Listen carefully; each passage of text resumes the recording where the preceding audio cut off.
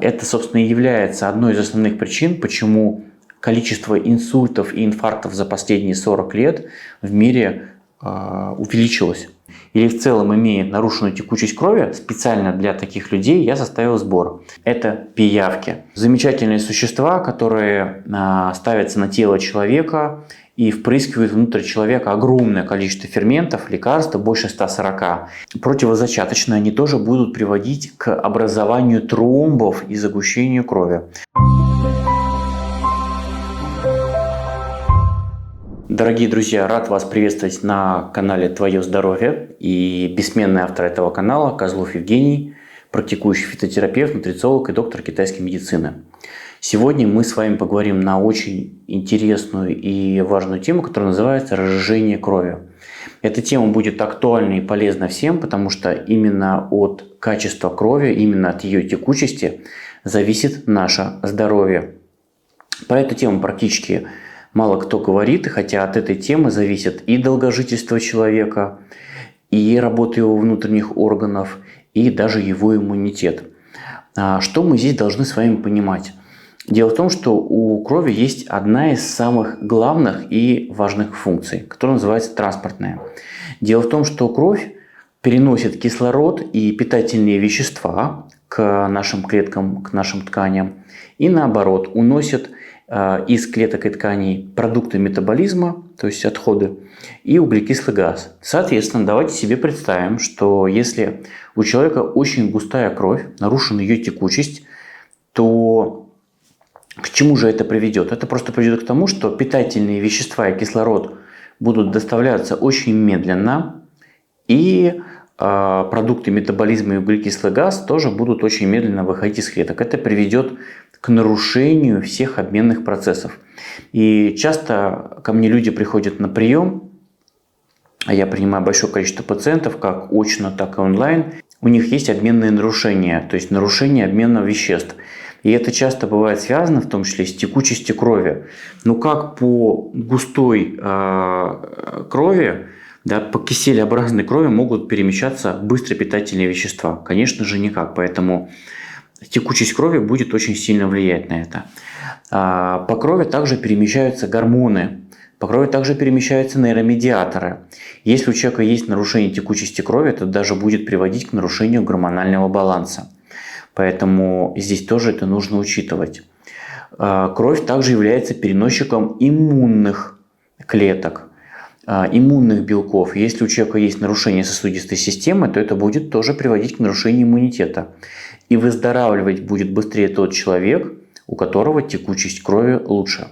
Поэтому восстановление текучести крови – эта тема не только должна быть актуальна людям в возрасте или пожилым людям, но и людям молодым, потому что от текучести крови зависит, как вы уже поняли, все наши обменные процессы, и иммунные процессы, и даже гормональная система. Поэтому текучестью крови нужно заниматься еще с молодого периода, и тогда у вас все будет хорошо. Конечно же, наиболее актуально это будет людям, которые уже находятся в возрасте, поскольку если мы посмотрим статистику мировую, то на первом месте находятся проблемы сердечно-сосудистой системы. То есть большинство людей умирает именно из-за этих проблем. Конечно же, это и инсульты, и инфаркты. И если мы возьмем текущую данность, то сейчас появилось большое количество людей, которые умирают от инсультов и инфарктов уже в 30 лет. И, конечно же, это связано в том числе с нарушением текучести крови и загущением ее. Поэтому проблема эта касается всех. И даже уже из-за текущей статистики и молодых людей. И я такие случаи знаю, к сожалению, и не один. Но на эту проблему будет влиять и заболевания, которые сейчас стали очень сильно распространены. Это и сахарный диабет, это и патологии печени. Кстати, рекомендую посмотреть хотя бы одно из моих видео по печени. Там я подробно про этот орган рассказываю. Все мои видео по печени посмотрело огромное количество людей. Я оставила большое количество комментариев, поэтому рекомендую обязательно к ознакомлению. С чего нужно нам начинать? С чего вообще начинается база восстановления текучести крови? Конечно же, это то, что я рассказываю каждое свое видео, это восстановление водно-питьевого режима. Большинство людей воду не допивает, поэтому всегда моя основная базовая рекомендация – это употребление не менее 1,5 литров чистой воды в течение дня. И здесь у нас не будет входить в счет супы, борщи или употребление какой-то любой другой жидкости. Просто база – это 1,5 литра чистой воды. И поскольку ко мне большое количество пациентов приходит и это не соблюдает, я это часто из видео повторяю, потому что только соблюдая водно-питьевой баланс, мы будем поддерживать хорошую текучесть. Кстати, здесь хотелось бы сказать, что это будет актуально особенно для мужчин, потому что у мужчин чаще случаются инфаркты и инсульты. И это связано с тем, что у женщин есть механизм месячных, то есть за счет месячных кровь обновляется. Поскольку у мужчин месячных нету, то у мужчин всегда будет чуть более густая кровь. Поэтому мужчины, которые смотрят мое видео, обратите на это внимание. Второе, конечно же, то, что будет являться базовым для восстановления текучести крови, это ваше питание. Соответственно, есть еда, которая будет разжижать нашу кровь, улучшать текучесть, и есть еда, которая будет способствовать загущению.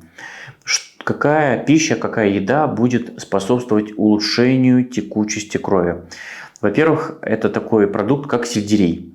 И здесь я рекомендую периодически курсами пропивать сельдереевый сок. Сельдерей сейчас продается практически, наверное, в каждом супермаркете. Его несложно купить. И я рекомендую его готовить, обязательно еще разбавлять водой. Если вы будете выпивать хотя бы стакан сельдереевого сока в день, это уже будет поддерживать хорошую текучесть вашей крови. Конечно же, рекомендую употреблять в свой рацион огромное количество и зелени, и ягод, потому что это прямые кроверазжижающие продукты. Рекомендую сделать упор на ягоды клюквы, рекомендую сделать упор на петрушку, на укроп и в целом на приготовление ягодных морсов. Они очень хорошо разжижают кровь, поэтому если это вы будете периодически включать в рацион, это будет дополнительно помогать. То есть мы уже за счет еды можем непосредственно заниматься разжижением своей крови.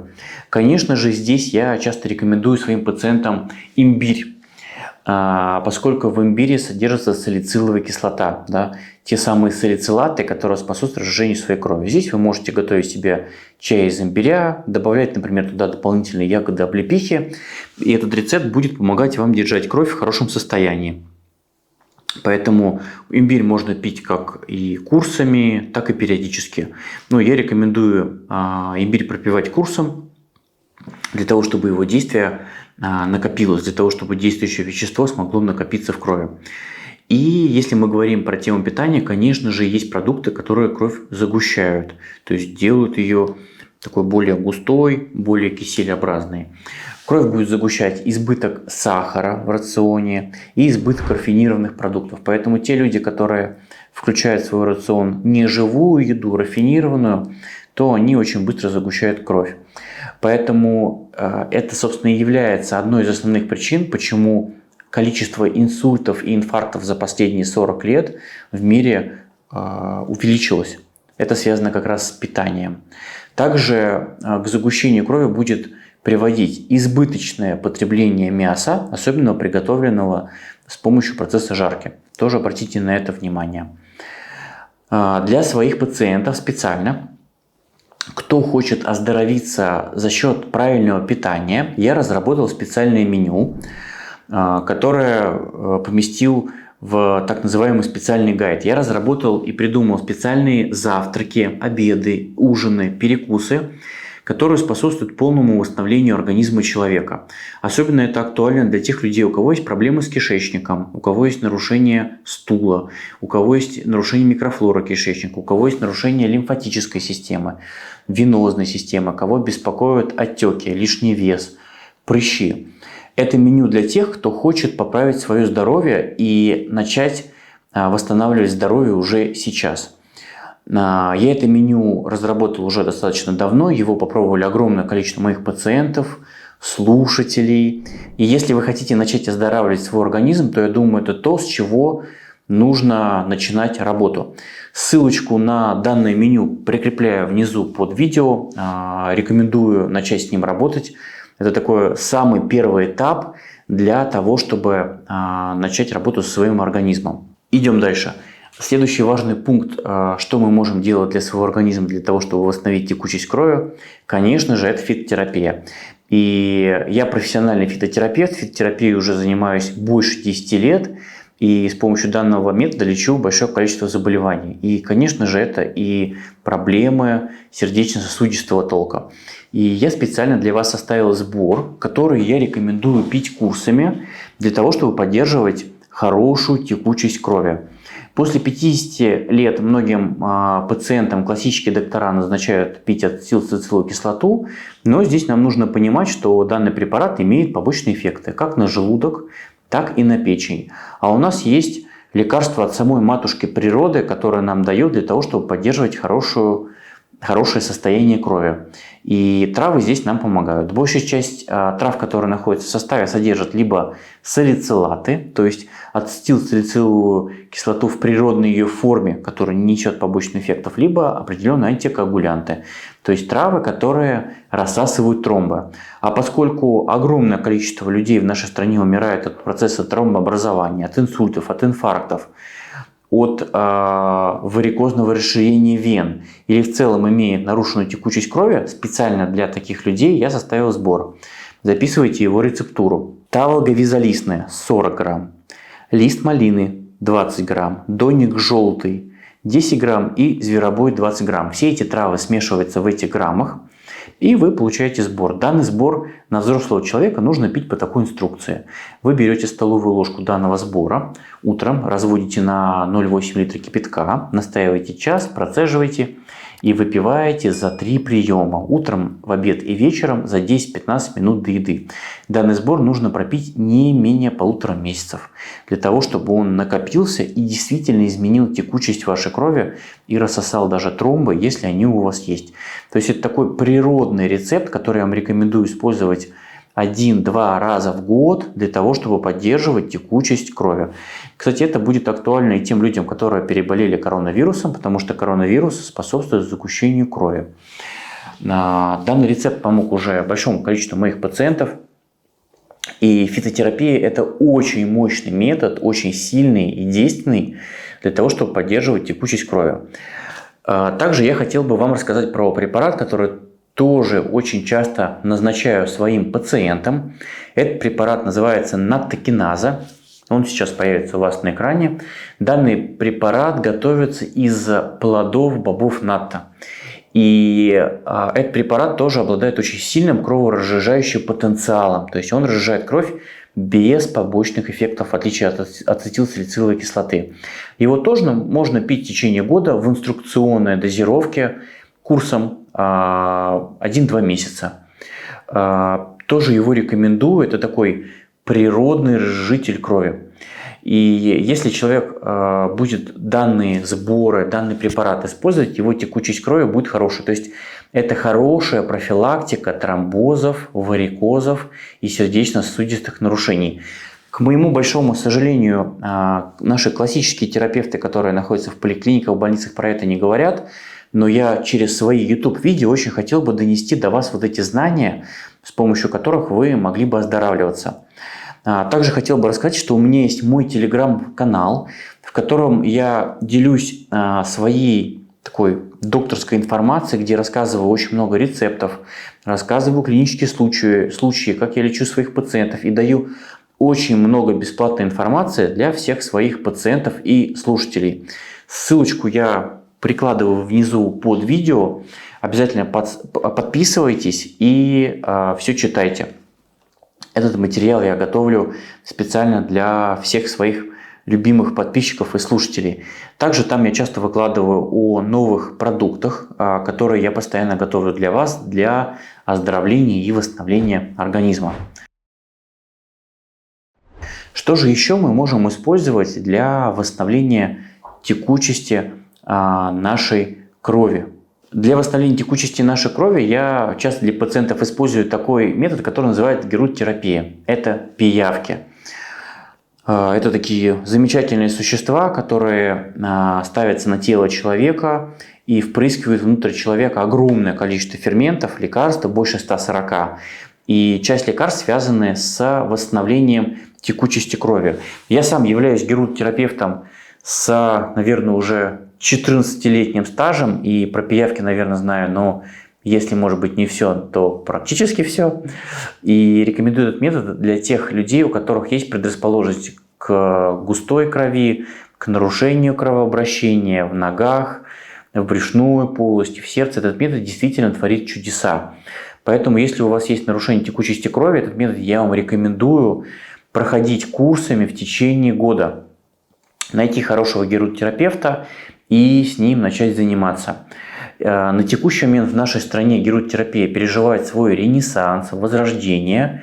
И те люди, которые геронтотерапию используют, уже смогли избежать и инсульты, и инфаркты, а те, кто их перенесли, очень быстро восстановились. Я сам непосредственно занимаюсь восстановлением после инсультов, после инфарктов и занимаюсь очень много лечением и восстановлением сердечно-сосудистой системы. И в том числе для этого использую метод геронтотерапии. Поэтому обязательно обратите на него внимание. Он реально и действительно работает, и, быть может, со временем я что-то еще про данный метод запишу на YouTube видео, поскольку этот метод достоин целого, наверное, видео на 30-40 минут. Кстати, обязательно напишите в комментариях, использовали ли вы данный метод и как он вам помог. Потому что я уверен, что фанаты и приверженцы геронтотерапии меня тоже посмотрят. Что будет очень сильно влиять на загущение крови? Здесь, конечно же, мне хотелось сказать, что на загущение крови будет очень сильно влиять фактор курения, употребление алкоголя. Да, алкоголь очень сильно загущает кровь. И употребление препаратов. Такие препараты, как диуретики, это препараты для введения лишней жидкости из организма. Я думаю, про них слышали это. Такие препараты, как верошпирон, фуросемид. Данные препараты будут выводить жидкость из организма, тем самым это будет приводить к загущению крови. Поэтому, если вы эти препараты употребляете на постоянной основе, здесь нужно что-то пересмотреть. Также такие препараты, как противозачаточные, они тоже будут приводить к образованию тромбов и загущению крови. Я, кстати, это уже рассказывал в одном из своих видео про печень. Поэтому, если вы постоянно употребляете противозачаточные препараты, обязательно это делайте под присмотром доктора и под присмотром анализов. Про анализы мы еще с вами поговорим обязательно. Ну и, конечно же, такой продукт, как кофе, тоже будет способствовать загущению крови. Поэтому, если вы кофеман и пьете больше 3 или 4 кружек в течение дня кофе, то вы должны понимать, что это будет способствовать загущению крови. Да, употребление кофе – это действительно не шутки. И кофе имеет и положительные эффекты. Кофе хорошо способствует оттоку желчи и имеет и другие положительные эффекты, про которые я как-нибудь сниму видео на YouTube. Но один из негативных эффектов кофе – то, что кофе способствует выведению жидкости как диуретик и загущает кровь. Поэтому будьте с кофе аккуратны. Давайте с вами еще пообщаемся про анализы. Как мы по анализам можем определить, что у человека густая кровь. Здесь я рекомендую смотреть уровень гематокрита. Если ваш гематокрит повышен, данный параметр мы можем увидеть в общем анализе крови, то это тревожный звоночек, что у вас густая кровь. И обязательно нужно сдавать коагулограмму. Это целый ряд анализов, который показывает наличие загущения крови и способности или там какой-то тенденции к тромбообразованию. Это тоже обязательно нужно сдавать каждому человеку, особенно после 45 лет. Здесь вы можете либо сами пойти в платную лабораторию, либо пойти к терапевту и попросить посмотреть данные параметры. То есть этой темой обязательно нужно заниматься, и она достойна вниманию каждому человеку уже после 40 лет точно. Если вам меньше 40 лет, то я рекомендую этим заниматься через питание, через сборы и через правильный образ жизни. Также на состояние нашей кровеносной системы будет влиять состояние лимфатической системы. Тут специально для своих слушателей и пациентов я разработал специальный продукт, который позволяет полностью нормализовать работу лимфатической системы, которая тоже будет очень сильно влиять на состояние кровеносной системы. Также работа лимфатической системы актуальна тем людям, которые имеют лишний вес, отеки, высыпания, прыщи и в целом нарушение иммунитета. Поэтому кому данная тема интересна, я прикладываю ссылочку внизу под видео. Обязательно рекомендую данный курс пройти, потому что лимфа и ее состояние напрямую будет влиять на состояние крови. Это те две важных жидкости, которые будут полностью предопределять вообще весь обмен веществ вашего организма. То есть человек должен работать и с качеством лимфы, которая циркулирует в вашем организме, и с качеством крови. Если этими жидкостями вы заниматься не будете, то это приведет к крайнему старению и к появлению болезней в вашем организме. Мне очень важно до вас это донести, потому что почему-то классическая медицина про это очень мало говорит про профилактику. А если вы будете использовать данные ключи, которые я вам даю в видео, я уверен, что вы будете себя чувствовать гораздо лучше и проживете гораздо дольше. Потому что есть вещи, которые натуропатия и фитотерапия, и аюрведическая медицина все это рассматривает и обязательно человеку назначает для того, чтобы человек не болел. А если он заболел, то для того, чтобы вылечился. Дорогие друзья, конец лета – это отличное время для того, чтобы заниматься очищением своего организма и подготовить его полностью к осеннему периоду. Специально для этого я разработал курс «Перезагрузка». Это мой авторский 16-дневный курс, где мы полностью занимаемся очищением своего организма. В нашем курсе есть специальные рецепты, которые нужно будет использовать для детоксикации организма. Полностью расписаны все завтраки, обеды, ужины. Вам не придется себе морить голодом, поскольку на каждый день у вас будет разнообразное меню для полноценного сбалансированного питания. В этом курсе я даю специальные рецептуры сборов, БАДов для очищения кишечника, печени, почек и лимфатической системы. Есть специальные упражнения, которые нужно будет делать для того, чтобы восстановить свой организм. В курсе огромное количество лекций, методичек и других материалов для того, чтобы вы сами полностью разобрались, как полностью восстанавливать свой организм.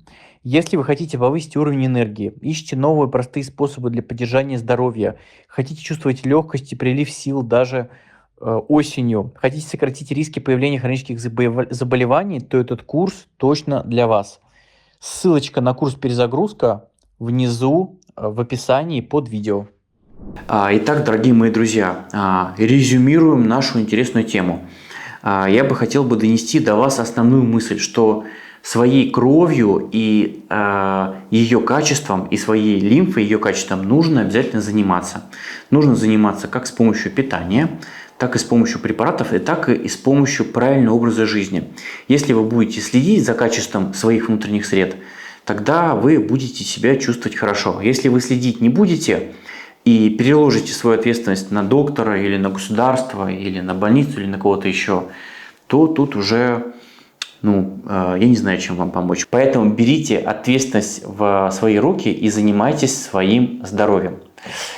Это самое мое главное напутствие. И, конечно же, я хотел вас поблагодарить за то, что вы подписываетесь на мои видео, ставите комментарии, потому что именно благодаря вам так быстро растет мой канал. Поэтому буду очень благодарен, если вы под данным видео напишите комментарий, поставите лайк и порекомендуете своим друзьям. Я очень хочу, чтобы мои видео распространялись и помогали людям выздоравливать, помогали лучше себя чувствовать. Потому что чем более здоровые люди будут в тех странах, которые меня смотрят, а в основном меня смотрят из России, из Казахстана, из Узбекистана, и очень много смотрят из Европы. Чем будут более здоровые люди, тем они будут более счастливыми. Поэтому обязательно делитесь моим видео, чтобы еще большее количество человек стали счастливыми. И, конечно же, у меня есть и другие видео, которые я вам рекомендую посмотреть. Я постоянно рассказываю и про тему кишечника, и про тему печени, и про тему восстановления суставов, и про специальные добавки. Все это обязательно смотрите, изучайте. Это кладезь моих знаний, весь мой накопленный опыт, который я специально записываю, то чтобы люди все это смотрели, разбирались самостоятельно и имели ключи и пути к своему выздоровлению. Поэтому обязательно подписывайтесь на мой телеграм-канал, там я еще много всего такого ценного, полезного рассказываю. И увидимся с вами в следующем видео. Если вам интересны какие-то темы, обязательно их тоже пишите. И до скорой встречи. Пока-пока.